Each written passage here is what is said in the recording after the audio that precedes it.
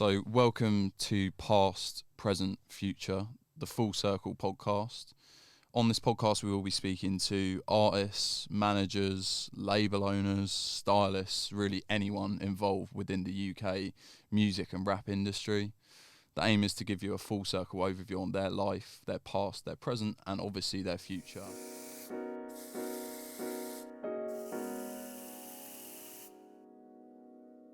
Past, Present, Future, Ep.4. So if people are affected by my smile through the camera, the reason is I'm incredibly excited for today's episode. So we're with Chris Jammer. So we're going to stick with the structure. We're going to go past, deep, we're going to go present, and then obviously the aspirations in the future. But it'd be great for you to introduce yourself, and then I can kind of go through the structure. Yeah, for sure, man. Well, yeah, Chris Jammer. I'm 27 years old from Northwest London, and I'm the co-founder of Strawberries Creem and the Cambridge Club Music Festivals. Love it. So you just mentioned, you touched upon where you grew up. I just wanted to kind of get that generic element out the way first, and just ask you how your upbringing was in that area. Because I've done some research, and one of the things that you said, it wasn't the most glamorous area, but you loved it. So I wondered why that was. Yeah, man. So Burnt Oak, kind of Colindale area, is right on the edge of Northwest London. Kind of pretty much mostly council area. Went to state school. There's like so many different cultures and ethnicities there. Like, I was looking at my old school photo, it's like it was such a diverse bunch of people. So yeah, I really grew up around different cultures, like African, Asian, South American. So yeah, I really enjoyed that, and that's why I've never left. I've been there my whole life, never left my house really, apart from when I went to uni. But yeah, enjoyed it. It was back in the day when you could still play out and like you knew all the kids from the area. So a lot of my school friends didn't go to my actual school; they were at the like surrounding schools. And like I just remember like some of the best times were like going to like the local athletics sort of championships where you just meet all your other friends from other schools, and that sort of thing was sick. So yeah, it was just a kind of standard upbringing in that respect. Have a little sister. I had both my parents back then growing up. So yeah, it was all good. It was all good. Yeah, one of the things that you mentioned then, which I'm interested to dive into a bit more, is the diversity. So I mean, how would you say that diversity has shaped you? I think that diversity has kind of helped me understand a lot of other cultures and really have I'm not fazed by anything, or like I kind of seen how other people are raised, and kind of a lot of other people, to be honest, raised me at the time. Like, I remember being raised by like kind of South Americans a lot of the time. So I understand a lot of that culture. I think it helped me go into places like when I went to uni to be a bit more like worldly in a way. Like I'd seen outside of my own bubble. Do you know what I mean? So yeah, it was good. And there's one of the things I still love about the area is like, but there's hardly any English people there, to be honest. Yeah, but in that respect, it's still like bubbling with culture and that sort of thing. So yeah, I enjoy it. Yeah, 100%. And what you were exposed to, and you say it made you like a well-rounded person when you went into uni. How important do you think that is for people that don't experience that? I mean, it was funny. So I went to Cambridge Uni. From like I went to normal school and whatever, and just knew where I wanted to go, and that was like always my goal. So I worked really hard and got good A levels and that sort of thing. But when I got to Cambridge, it was mad to see how people had just lived in a certain bubble, and they were just unaware of like so many things that are going on in the world just because they just had like a really sheltered background, and just like. That's from everything from like the people that we're going to school with, and like I don't know, I learned so much from just my bus journeys home. Do you know what I mean? Like, and like that was where I kind of learned street skills rather than just being shuttled back and forth from my house to school and that sort of thing. So yeah, and it did set me apart. I think definitely at Cambridge, maybe a bit of an oddball. Yeah. But couple of things you mentioned, street skills. What do you mean by that? Just like.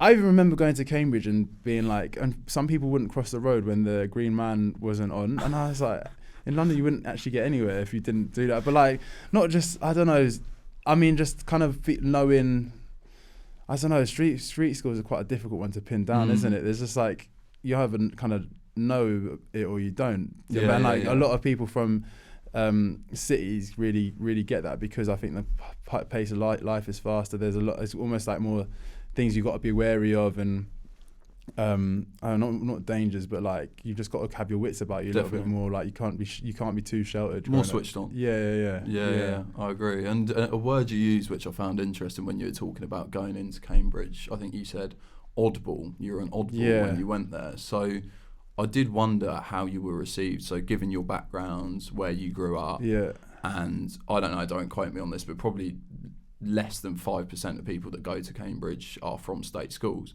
So how do you think you were received given your background, or was that something you didn't let out initially? I think people could tell that I could tell that I was one of the few state school people there. Like it's weird, they say there's like 50-50 private and public, but like really? It's not. It's like private and grammar, and then like state comprehensive. So like grammar schools is probably where you've got to do certain, like you've got to pass like certain levels of exams and that sort of thing to get in. But oddball, I don't know, I stand out like for my physical appearance anyway, but it was kind of the way I was used to working, the kind of like intensity of work that those people were used to. My music taste was different. Just everything, I felt just so out of place there at the beginning. I got used to it after a while, but it was a bit of a thrown in the deep end sort of experience. What was the typical music taste of Cambridge? Yeah. Oasis, Wonderwall. Okay.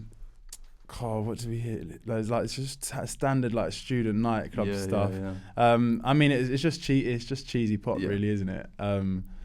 And I mean, it's fun when you're battered and like on occasion, but every night out it's a bit tiresome. Yeah. I'm 100% with you. No, I just wanted to ask, and I wanted to track back a little bit in time here. And you touched upon earlier some of your fondest memories as a child was going to the sports days and linking up with your friends and stuff like that. But in the same vein, I think it's important to learn what lessons you took from potentially harder times when you were growing up. So I wondered what some of your darkest moments as a child or growing up were, and how you overcame them.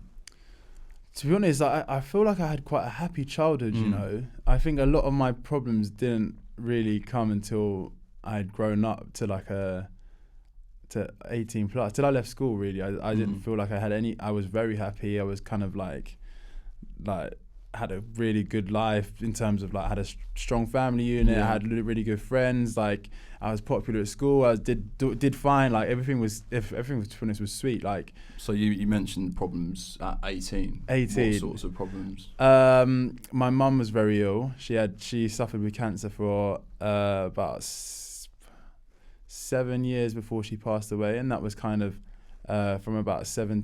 I think she told me at 17.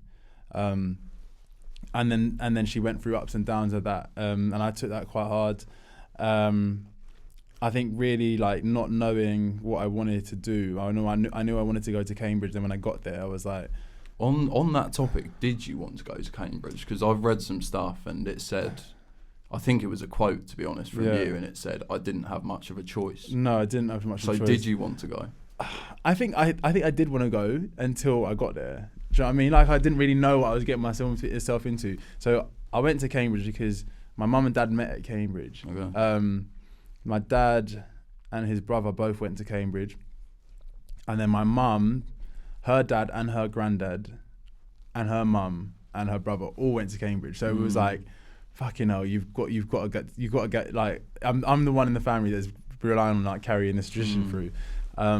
So, and like from a kid, it was always like, oh, we're going to do trips up to here. This is where we went to uni. This is where we did this. This is where that. And I was like, and I did fall in love with the city and the idea of it, because I was like, right, what I've got to do to make my dad proud and my grandparents proud is get into this place. And it did make them incredibly proud. But when I got there, I didn't really want to, I wasn't really like, I was academic. I'm clever at that sort of thing, but I didn't really know what I wanted to do. I just kind of had that as a goal and that was it. I didn't really see past it. So it was interesting when I got there, and it was just like very different to what I kind of expected. I'd probably have been much happier going to somewhere like Leeds or Loughborough or like somewhere I can have a lot, because I'm a very sociable person. I don't like to work like alone. Yeah, or just kind of work without having release. I know Cambridge is a place you work hard and party harder, but that's definitely not the case. Like people Really? just work hard and sometimes let off a little bit of steam. But I don't know. It was I feel like there's different reasons to go to university, and the reason why I went there was probably not the right one. Yeah. Because I was going because of other people's expectations of what they wanted me to be. And do you think part of you was scared about the repercussions if you didn't go to Cambridge, given that pressure on your shoulders? Do you know what? I literally lived my life. I lived my life to make my dad and mum proud of me, and I feel like there was a lot of pressure on that front. I think, I don't know. It's like maybe growing up in a Nigerian household, it was like there was definitely pressure to make them feel like you've done good by them. Yeah. You know what I mean? So, and in really hindsight, he'd have been proud of me for doing whatever I did. I'm sure. Because I haven't gone on to do what he probably expected me to do since then. I've gone on a completely different journey, but he's still very proud of what I'm doing right now. I'm sure. So, yeah, well, you know, and like it took a long time for my dad actually to say those words, which I've been craving for ages, and it come at like one of my I think my last festival. He said it on camera when we was having an interview, and it was just like, how did that feel? Mad, so touching. Like, and it's like I think he probably means it, but he's never said it out loud to me, and I was just like, wow, I feel the same. Yeah, it's crazy to hear it, but yeah, where was I going with it? I mean, I think I was going there for the wrong reasons. Yeah. There's many reasons to go to university, and there's many reasons to try and go to Cambridge University. Like I did, it was the best. It's the best one in the country. Yeah. And I'm glad I did. Yeah. And I'm glad I pushed through. But it was a tough 3 years. Yeah, definitely, 100%. I want to stay on the topic of Cambridge and university for a short while, but also something that I wasn't aware of before we had this conversation was your mum's illness, which unfortunately I've been exposed to it. I feel many people are exposed to that more than they should be. So Yeah. I wondered, for people that are watching that are in that position, how you coped with that horrible 6-year period, I think you said it was. Yeah, it was a weird one because my mum, she had breast cancer first, and she was at home with it, and she had to go through quite a horrible chemo phase of it. But because it was breast cancer and there was a way out of it, she recovered and she healed from it. I think I was, it must have been a bit younger. Maybe I was 17 then, because when I was 18, my grandparents both died in a car crash, her parents, and then it was like she. How close with your grandparents? I was really close with them two, yeah. So like, I had to see them all the time. My mum was really close with them, and then that shock for her, basically, within 6 months she had cancer come back because of the stress that was put on her and all that sort of thing. And that was really tough because the cancer that came back was terminal, so she was only given a certain amount of time to live. At the time, it wasn't very long at all. And she then decided to leave my dad and move out to another place. And at the time, I didn't really understand why. I knew she wanted to leave him for a while, but like he was really good when she was ill before, and like she needed the support. So I was a bit like, like, is she going to be all right by herself? You said at the time you didn't understand it. Do you understand it now? I understand it now, yeah, to totally understand it now. I think she sheltered me and my sister from seeing the really horrible bits of her illness. Like she was in a lot of pain, and for me to have to see that every day would have been really tough, I think, for me and my sister at the time. It's just not a pretty thing to have to go through a terminal thing like that. And like she did definitely protect us. But then towards the end, when it got so bad, I then moved in as like her carer effectively, because she couldn't function without it. And I saw what she had kind of been hiding from the last 5 years. So where I was kind of growing up and being out and not worrying too much about it because I didn't know the extent of her illness until the end. Then I realised, oh shit, she's done this by herself for however long, and that really, she protected me for so long from having to like really turn from her kid into her carer, and then like, but that was the biggest gift she ever gave to me, was like turning from a boy into a man, you know, because it's like that relationship where I've always relied on her for everything, and then when she's now relied on me, that changed me like profoundly. I think that whole caring experience. No, thank you for the honesty. It's touching, to be honest with you, so I appreciate it. No worries. I mean, my relationship with her now is almost stronger than it was before. So like, I don't know why. I feel like it was a very because it was so drawn out. I had a lot of time to process what was going on, and I've got a lot of time to think about, like, there was a lot of like magic that happened in her passing, which has actually made me think that she's not really gone. It's just kind of in the physical. I just still feel her around with me, so I've got a very good relationship with the death and the grieving sort of thing with it. So and then going on from that, I've become like a counsellor, or not a counsellor, an ambassador for a charity called Grief Encounter, where I do help kind of people sort of my age with bereavement issues, because there's not much for it out there, and it's just a case of talking and just being open about it, really. Yeah, definitely, 100% agree. So hopefully this will influence people that are watching and listening to this. So yeah, I appreciate the honesty again, and it's an inspiring story. Cheers, bro. No, it's all right. Glad you got it out. Yeah. Thanks for asking me the questions. No problem at all. But yeah, so I wanted to track, like I said, I did want to stay on the topic of uni kind of before moving into the present section to keep things there. And one thing that I was interested about, and you touched upon it earlier in the conversation, your problems or things like that started when you got to kind of 18 and beyond. So I think, again, you mentioned in an interview that I saw and some research that I was doing that you came out gay, I think it was in your second year at university. Yeah. But you also mentioned that you feel like you knew that you were gay deep down for pretty much your whole life. Yeah. So I kind of wondered why it took so long, if that makes sense, but also how hard it was to go through all those years knowing deep down. Yeah, I think why it took so long was because I was still very much in the mindset of I need to make my parents and my family proud. I thought you were it wasn't. Yeah, it wasn't. It was never a case where being gay in my family was going to be allowed because of how my dad was brought up. It's like Nigerian culture is. It's not Nigerian. It's not even Nigerian culture, but it's the way like they were brought up in that generation. It was kind of it was seen as like the devil's shit. It was like the church frowns upon it, like everything. It was just like a no-go zone. So I was like, right, I can't be gay. The whole time I had like feelings that I might be, I just tried to like shut it off. I'd had girlfriends. I just like been with a lot of girls or whatever, and I was always like, I'm not gay. I'm just gonna put it to the side. Then when I got to uni and I had a bit more independence, I was like, and my eyes were open to the world, because I was quite homophobic myself. I didn't like everyone around me was quite homophobic, so I was like, right, it's just not the done thing. Do you feel like part of that was maybe trying to convince yourself? Oh, of course, yeah. I mean, like, I never acted on anything like that, but in my views towards it was like, oh, that's different. That's not what I want to be, because I just want to be straight and normal in my head until I got to uni. Actually, it was probably in my gap year. I remember I went traveling with a friend, and he came up to me as bisexual, and I was like, no way. And then I was like, and then my whole thought process didn't change, because I was like, I don't need to go to church anymore because I don't believe what this God is telling me is right. So then, like, my independence then gave me a bit more like chance to reflect on what was making me happy, and then I realized I was becoming so unhappy because I couldn't be the person that I wanted to be. And then it was that obviously I got to uni, I still was pretending to be straight because I thought that was what I needed for what I wanted then. And then it was just like, no, I've had enough of this.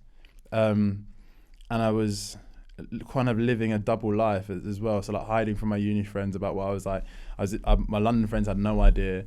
So I was coming out to people in different like sort of dribs and drabs, but no one knew exactly who I was. And I found that very like depressing. That's when I was like very much at my lowest, because it was like, I've got no one who I can speak to about this, because no one knows me for me. My family don't know me. My friends don't know me. My new friends that know I'm gay don't know me from before. So like it was all like, I was very alone. And that's probably been my darkest times, I think. What was the final straw that influenced you to break the news, and how did you break the news specifically to your parents, your family? My final straw, I was basically suicidal. I was done with everything, because I just couldn't. Whilst you're at uni as well. Whilst I was at uni, yeah, because obviously I've said everything was going on with my mum. This was just like this identity crisis was killing me. I couldn't speak to anyone, and it was like I told my sister and I think my mum by this time, and even my mum's reaction was quite like, She didn't speak to me for a couple of days, and I thought she was the very liberal one that was going to be easier. And then I was just like, my dad's going to kick me out. There's no two ways about it. And I had to get to a stage where I was like, I'd rather he kick me out and me not lie and me just own my own life than have to lie to him anymore, because it was just eating me up so much. So I kind of packed my bags. Got one time after, I think it was after the Christmas holidays, and packed my bags and then just went to uni, left him a letter, and was like, laid out everything. I was like, look, I wish it wasn't the case. I wouldn't have chosen this for the world, because I think at the time he still thought that it was I think still a lot of the people still think it's a choice or whatever. But it's like, if I had the choice, I wouldn't have wanted to go through all this fucking pain with it. So.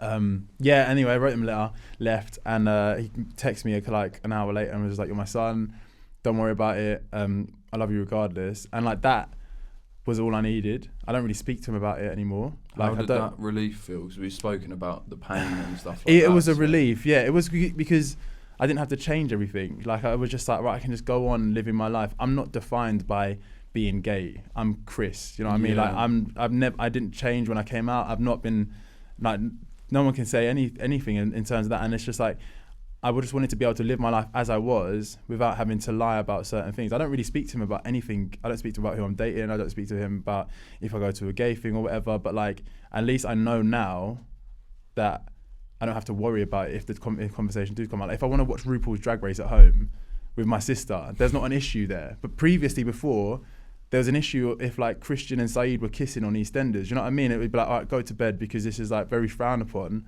But now he's open to it. But I don't put it in his face. It's just like, this is what it is now. And like, at least we've got an understanding where, we can be two adults about it. So yeah, it's cool now.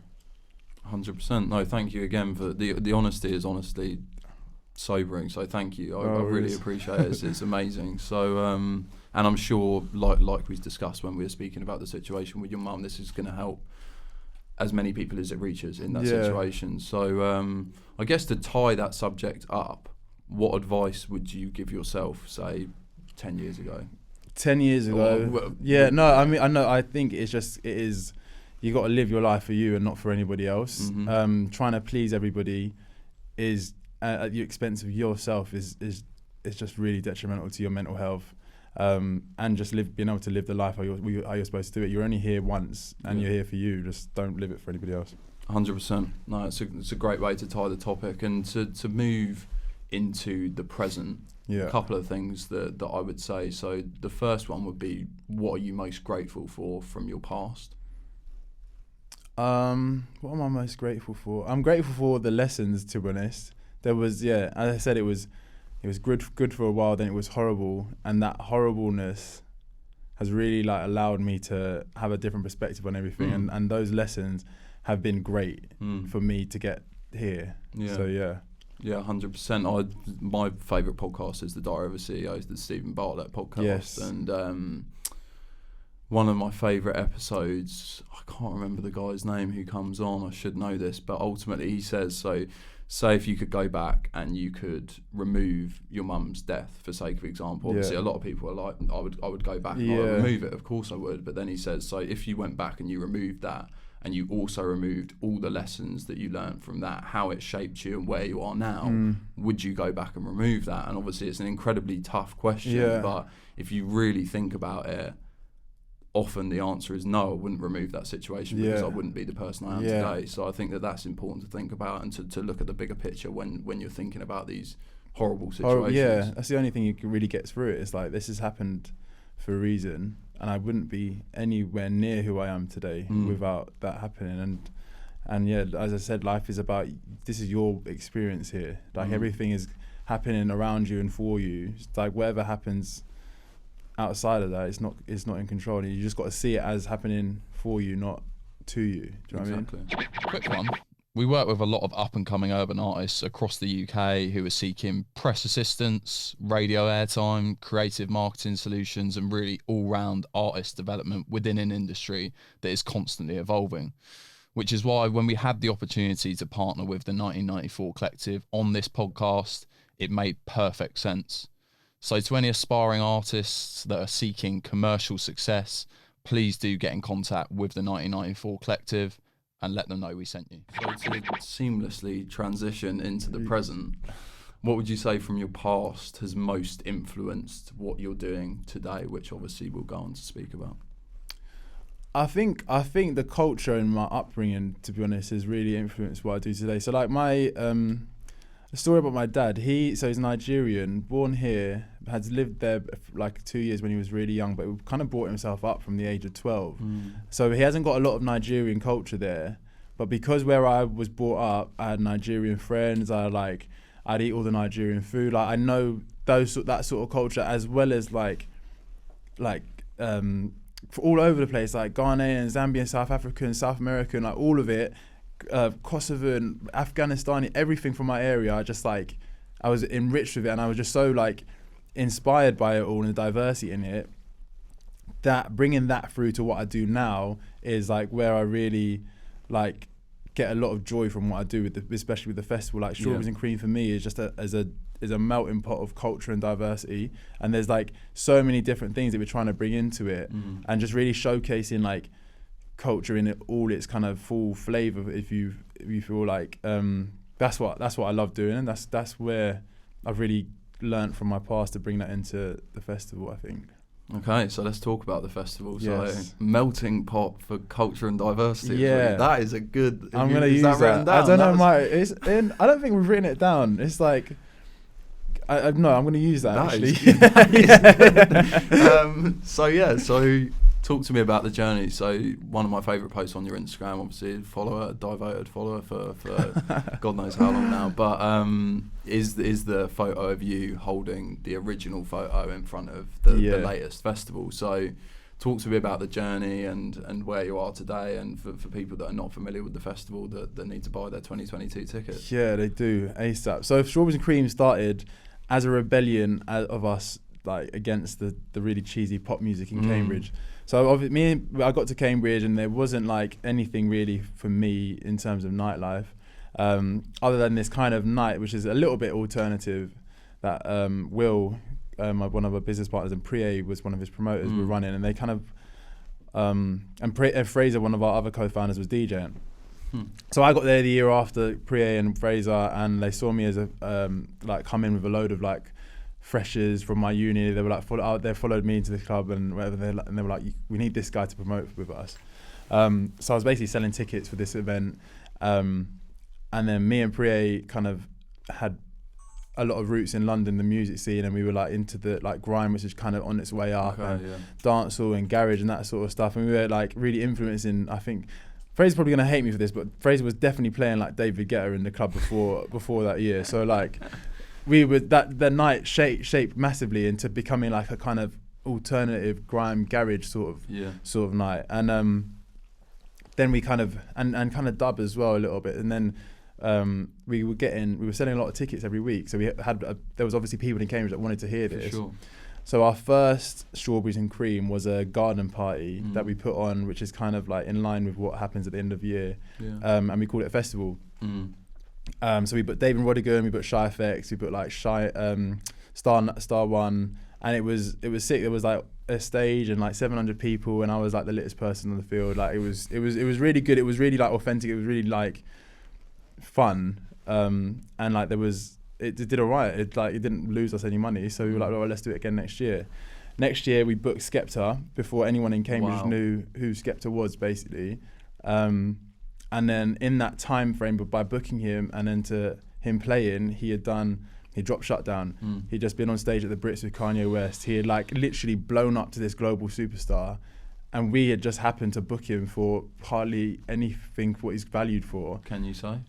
I mean, it was literally like $5,000, like, and that's nothing to what they're worth now. Yeah, and like we didn't know he was going to turn up because we were this little unknown festival in Cambridge, and yeah, he honoured the booking, turned up, shelled it. Everyone, obviously, we had sold loads of tickets at the back of his name. It's like because he had literally blown up in that space, and then that became our USP. It was USP. It was like booking talent that we knew that was coming coming hard in like the London underground scene at that time, because this music wasn't mainstream then. Like we rode the wave of like real grime, then Afro swing, and then UK rap. So we've been like, as it's kind of come up, as it's grown in popularity, we've grown in popularity with it, yeah, because it was very much like, what the hell are you doing bringing this music to Cambridge? It shouldn't be here, but now it's everywhere. Yeah. And now we're kind of like one of the we're not the biggest festival, but we're a well-known festival now outside of London, growing every year because of where that music has taken the scene to. So we wouldn't be here if it wasn't for those guys that made the moves and made it into the mainstream music taste it is. Yeah, definitely. But at the same time, you wouldn't be here if you didn't put faith in them and book them in the first place. Yeah, I think you need to pat yourself on the back at some point as well. Yeah, I suppose there's a lot of artists that we booked over through the years that are just like, how the hell did we manage to catch them at the right time? Like, who would you say is the one that sticks out in your head? Boy, I mean, well, firstly, my favourite one that we booked is Jay Huss, because we booked him for next to nothing, and we actually waited a year to book him, because the year we wanted to book him, there was no way he was gonna transcend into like the mainstream thing. But then when we booked him, it was the year he dropped Common Sense, and we were only one or two festivals in the country to have him, and then he's hardly performed anywhere since. So that was a big one. Some of the numbers of the increase in prices have been a joke, to like what we paid for people, we didn't even pay people, to what they're worth now. Like H came for free one year, he's worth silly money now. D Block came for like hardly anything. They're selling out 202s at a time, like crazy money. Who else is there on that list? I mean, Central came this year as a special guest. And what we're trying to we wanted to play next year basically, and his fee's gone six figures, like mad. So it's like it's a case of catching people at the right time. And now we're at a level where we have to pay normal prices every other festival. We're getting stung a little bit, but it is a case of let's still like be forward thinking about who's coming on, and like continuing that legacy of booking people that aren't going to be on every other festival lineup. Yeah, because other bookers haven't really cottoned on to it yet, and like having that legacy continue to be like, we were one of the first to book them. They're like the ascendance of their career, and you catch them at the right time. Yeah, exactly. I think that's one of our USPs. But it was only our USP because we couldn't afford to book anyone that was really selling tickets back then. Yeah, no, that's really interesting. And I wanted to kind of ask, so let's go to the present moment with the festival. Yeah. I mean, we've spoken about some of the great things about it, but about how painful is some of the behind-the-scenes elements of the festival? Yeah, everyone thinks it's quite a glamorous job. Yeah. And I make it look glamorous on my Instagram, for sure, because I only show the good bits, right? But I work all year round on it, and I work long hours on it. There's a team of us that put everything into it. We almost lost everything over COVID, because the live events industry was just on its knees. We were planning for an event, then it had to get cancelled, then we had to do refunds, and it was like financially we were just screwed. The year before that, we had a really bad year because it rained for 10 days in the build up to the festival. So like the setup was a mess. Like everything, we had never dealt with rain before, and everything that could have gone wrong went wrong. There was tractors stuck in the mud. Like we couldn't get alcohol and stuff. I don't know how we put it. I don't know how we managed to get it on. It was like the hardest thing I think I've done ever, was that week leading up to the festival. But somehow we managed to just like will our way through it, and we lived to fight another day, really. But there's so many tough bits you can get. It's very wrong, and also there's so many people that anything can go wrong on site as well. Like in terms of like security and like safety and all that sort of stuff. There's a lot going on behind the scenes of a festival that no one ever really seems to realise, and everyone's just like, what do you do the rest of the year? It's like you're just having a great time. It's like no, and also it's not very financially viable. I'm not gonna lie, for a long time, like I was on the breadline, right, for real. Couldn't afford to like get myself home from London sometimes. I'd be so broke, my card was declining, that I was like, and how am I gonna get any money in to pay myself next month? What the hell am I doing? But it was also what would you do? I don't know. I was lucky. I modelled a little bit, and like I don't even know what I was doing for money at the time. It was just, but it always seemed to just about work out. So like, always just about workout. I don't know, because like the thing with the festival is you make a lot of money kind of towards the event, and then like when you're not selling tickets, the cash flow dries up. So it's like that money's got to stretch. Now we've got investment. We did a Sony deal over COVID, which has been the best thing that's happened to the festival. Like, it's taken us from a one-day event to a whole weekend festival, and then we've managed to scale up artists, and like I've got teams that do all the production, and I've got a marketing agency. Everything's we're right now, but like until that point, it was like we were really making ends meet with it, and it was there was no guarantee that we were ever going to do well with it, but it was still, we were driven for the fact that we were putting on this sick music event in Cambridge, and like an alternative place in the culture for people to go and express their music and listen to cool stuff. So we always did it for the love of the music, not to like make any money off it, because it wasn't the case for ages. With all of those adversities in mind that you've just reeled off, big long list to be fair. If I So had to many write it lists. out. Yeah, don't start a festival, guys. Why? Well, with that in mind, leads my next question. Why start 2? Why start 2? Do you know Cambridge what? Club, The Cambridge Club. Yeah, I mean, at the time, we were like, right, it makes financial sense to use this site that we've got. We've got Sunday the day after. It's literally empty. The site's there. We might as well use it for something. Then we realised there was a lot of older people in Cambridge that wanted to go out and drink and listen to music, and they weren't being serviced at all. In saying that, we started putting on that event, and it was really great, but that also was not financially viable at all, and it lost us money every year. And I was like, what the hell are we doing this for?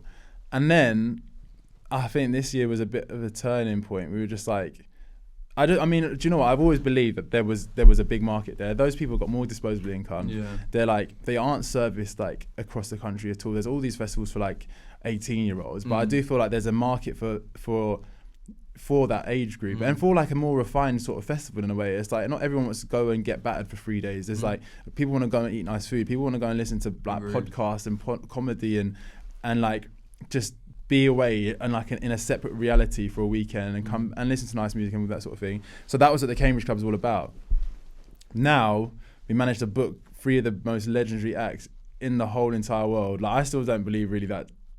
I mean, I do believe it, but like my jaw's going to be on the floor when I see Diana Ross on our stage. It's like, what the hell? So that's the reason why we're doing it. It's just like there is an end goal, and you've got to like really believe in what we're creating and like know that we backed ourselves for it to be a good idea. We weren't sure for a long time, but like now we're like, okay, Diana Ross, Lionel Richie, Nile Rodgers and Chic, this is a serious event. And this is one of the best I know it's one of the best lineups in the country. I don't care what anyone says. In terms of having those three on the same stage, it's like it's crazy. Yeah, for sure, and it resonates with me highly as well, because you speak about some of the or potentially older people, parents, etc., wanting that release. So I went to WOMAD Festival like a lot when I was a kid growing up. So I think I've been to 5 or 6 of them. And I would say it's very similar in alignment. WOMAD's a brilliant example of it. So obviously they've got like the Radio 5 live stage, they've got like the comedy stuff, they've got loads of nice food, and so that was a big one for me. And I saw Nile Rodgers and Chic at WOMAD, so that was good. Imogen Heap, people like that. So it's amazing. Yeah, they're one of the ones we're looking to be like to kind of replicate. Because there's just nothing like that in the area.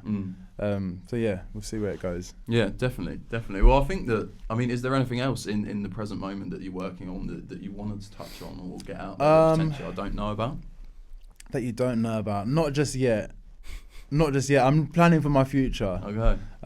Which we can talk about in a bit. But I'm really head down in Strawberries Creem in the Cambridge Club right now. Okay, brilliant. So I mean, to tie the present up on a scale of 1 to 10, how content would you say you are right now? That's an interesting question. I think I'm quite content, to be honest. But like, there's always more that I want to do, and there's always things that I want. Like, otherwise you can't be stagnant. 10 out of 10 content. Otherwise you'd be stagnant, right? So yeah, there's always things I'm looking to do and looking to build on. But I'm more content than I was 10 years. Well, when I was at uni, let's say. So I've grown. So I'll say I'm a 7. A 7. Yeah. Okay. So I mean, I'm sure you know what the next question is. So Yeah. let's move into the future. Yes. What do you need to do in the future to get that to a 10 out of 10? I need more. I need to move out. I'm still stuck in my area. Still stuck in my house, but not stuck. You used the word stuck. No. You spoke about the area so fondly earlier. Yeah, I'm not stuck. I just need my own space, and I've never had that as a goal. And this year I've been like, right, okay, it's time to move out, because I like being there with my dad, I like being there with my sister, but she's leaving soon, so it's time to start looking around and getting out. So that would make me a lot more content. Not have a relationship in years. That would be nice, but I'm still really not because I'm still very much focused on making the festivals a success. Yeah. That's not really been a priority for me. And then Strawberries and Creem and the Cambridge Club, I want to get them to a level where it's like, right, we did. Well, I mean, to be honest, they're at a level now where we did it. Yeah. But I still think there's a lot more I can do in the next couple of years. And then it's about where do we take that? How big can we make those brands? It's not all about those 2 festivals for us. It's can I do international things? Can we do, I don't know, a record label? Can we do events elsewhere or clothing or whatever? I don't know what it is, but there's an brands. empire beyond the festival. Yeah, definitely. And I want to see how far we can take that. Really. Okay, it's a good answer. Very Cheers. good answer. Very good answer. Interesting points, and the empire bit resonates with me. So obviously Discovery at the moment is kind of one-dimensional, but we're looking at a much bigger picture and potentially moving into your field. Who knows? Yeah. So yeah, I kind of wanted to ask, and I ask a lot of people this because I think success is a subjective word. Yeah. So what does success mean to you?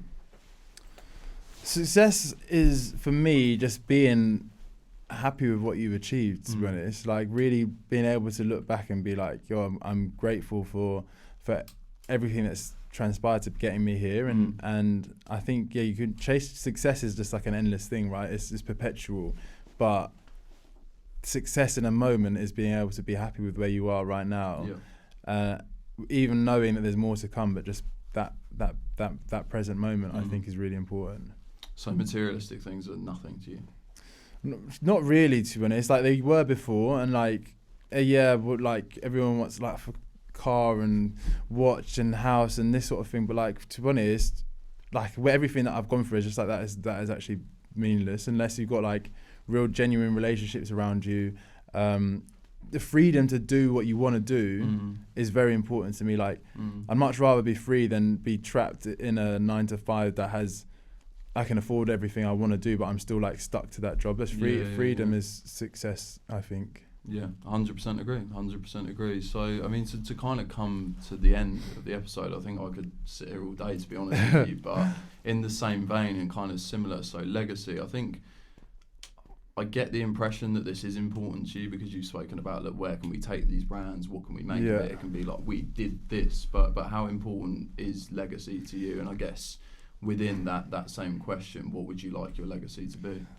Yeah, legacy is definitely important. I want to be able to I want to have left an impact on my time here and my time doing everything I've been doing. So it's a super important driver to why I do everything. And it's what is that legacy standing for? It's it's great, I put on great parties, but can we do stuff that really has an impact on people's lives and make people's lives better? Yeah. So we did this thing with the UN Women this year, which is all about safe spaces and just kind of really hoping to change the industry for the better and making live events a safer place for women and marginalised genders to go and enjoy themselves. So if I can help move that needle in the right way, then I've done more with Strawberries and Creem than I ever initially thought I was going to do, because I thought I was just going to be able to do good parties. So yeah, legacy that has impact is really important for me. Good answer. Selfless one as well, which is a running theme throughout this podcast. So I think people are selfless genuinely win at heart. Yeah. But there's a degree of selfishness you need to have to be able to be selfless. I mean, you've got to look out for yourself, number one, to be able to put yourself in a position where you can then give back. Do you know what I mean? Yeah, I agree. I mean, might not always the case, but you need to protect yourself before and then use that. Allows you that stability allows you to then be selfless. Yeah, 100%. Do you want a family? Yeah, do you know what? I didn't actually for a while, and then I can't remember what I watched. I watched Shang-Chi literally the other day, and I was like, oh, I really want kids again, and I want a family and all that sort of thing. I didn't want it for ages. I thought I was just going to be like, do my own thing, not worry about anyone else. And then literally probably a week ago, I was like, yeah, I do. It's interesting that you asked that. What 3 values would you instill on your family, your children? Oh, that's an interesting one. I think integrity. I think it's very important to like be able to hold yourself and like know that you've been true to yourself. That's important. I think like drive and goals and vision, that sort of thing, being able to see like outside of what's right in front of you, but then also presence is so important. Them like, yeah, you need to be able to chase what you want in the future, but you also being able to just be like happy in yourself in your moment. That's so important. So yeah, those 3. They're kind of really 3 words, but they're values. They're great values. And I echo many of them. To be honest with you. So yeah, I mean, just to kind of tie up before I ask the 2 questions, which are a theme throughout all podcast episodes, I just wanted to say thank you, not only for your time. I'm sure you get a plethora of requests to do stuff like this, so I'm humbled by the fact that you sat down with me and with us and with the platform. I've thoroughly enjoyed it, so honestly, thank you before we move into those 2 questions. My pleasure, bro. Thanks for having me, and thanks for asking questions that get answers that I don't normally speak about, so yeah. No, thank you. That means a lot. Cheers. So last 2 questions are going to be, within this industry, the UK music rap industry, whatever you want to call it, what do you think is an unanswered question or like a topic that you would like light shed on? A topic I'd quite like the light shed on is why do female rappers not get the same support that male rappers do, or female artists do when it's in general? Like I use my festival as a place where I can really try and like champion like a balanced lineup, but I feel like the culture doesn't champion them themselves. You know, like it feels like an uphill battle. There's not like I think. I think the male-female rapper thing has always been a bit of an issue in the UK space, where they don't allow or support them to come up the top. I think with Little Sims is maybe the first one now to really be like, right, people are championing her, you know. But like until then, I didn't feel like the culture did it much. No, I feel like probably even outside the UK, to be honest, as well. I watched Common Tiny Desk the other day. I think he calls it foregrounding women, and there's a rapper on there. I think she says being black and a woman's like being black twice is one of her lines. So I think it's probably a worldwide issue. So it is definitely be a good one to explore. I mean, the music industry on that gender balance front is a mess anyway. There's like so many I think it's a deep-rooted problem probably across the world, but music is definitely seen more so. I think like we're at an age where everyone is so conscious of it. It's like something about it. Yeah, good answer. So we'll see if we can potentially explore that. Who knows? So last question: who do you nominate from your catalogue of connections to come on this podcast and to speak with us? And you can look into who do I nominate and point at them and stare them down.